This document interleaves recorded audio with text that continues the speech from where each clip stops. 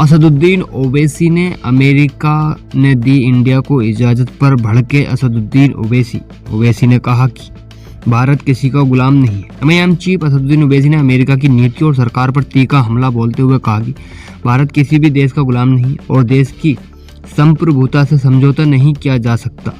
हैदराबाद के सांसद और एमआईएम चीफ असदुद्दीन ओवैसी ने अपने एक भाषण में अमेरिका की नीतियों और केंद्र की भारतीय जनता पार्टी सरकार पर तीखा हमला बोलते हुए कहा कि भारत किसी भी देश का गुलाम नहीं है, वह आज़ाद है और देश की संप्रभुता से समझौता करना बिल्कुल गवारा नहीं है। उन्होंने आरोप लगाया कि अमेरिका के एक मंत्री ने भारत आकर यह बयान दिया कि वे भारत को चीन की तरह उभरने नहीं देंगे। जो भारत की गरिमा के खिलाफ ओवैसी ने सवाल किया कि भारत की तरक्की में अमेरिका की क्या भूमिका रही है और यदि कोई विदेशी नेता इस तरह की टिप्पणी करता है तो भारत सरकार को उसका जवाब देना चाहिए।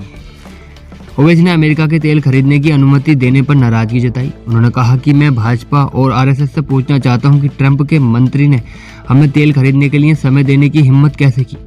वे हमें हुक्म देने वाले कौन होते हैं, इस पर वे चुप क्यों हैं? यह हमारे देश की संप्रभुता का सवाल है। दूसरों से तेल खरीदना पूरी तरह से हमारा अपना ही अधिकार है। उन्होंने अपने भाषण में ओवैसी साहब ने कहा कि जब मुसलमानों के मुद्दों की बात आती है तो कुछ राजनीतिक दल खुलकर बयान देते हैं, लेकिन अमेरिका या डोनाल्ड ट्रंप जैसे नेताओं पर टिप्पणी करने से बचते हैं।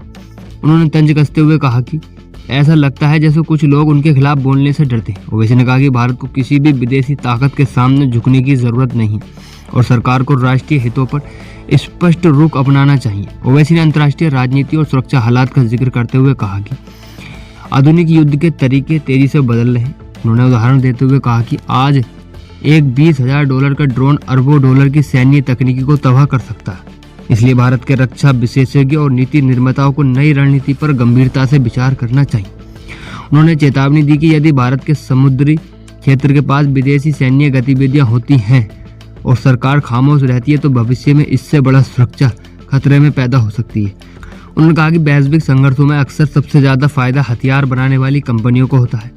युद्ध के दौरान नए हथियारों और रक्षा प्रणालियों की मांग बढ़ती है और कई देशों की नीतियां इसी आर्थिक हित से प्रभावित होती हैं। ओवैसी ने कहा कि दुनिया में हो रहे कई संघर्षों के पीछे हथियार उद्योग का भी बड़ा आर्थिक हित छुपा हुआ है।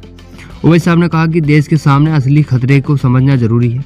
राजनीतिक दलों को नफरत की राजनीति छोड़कर राष्ट्रीय सुरक्षा और आर्थिक मजबूती पर ध्यान देना चाहिए। उन्होंने कहा कि भारत की ताकत उसकी स्वतंत्र नीति और जनता की एकता में है और किसी भी विदेशी शक्ति को यह संदेश जाना चाहिए कि भारत अपनी राह खुद तय करेगा।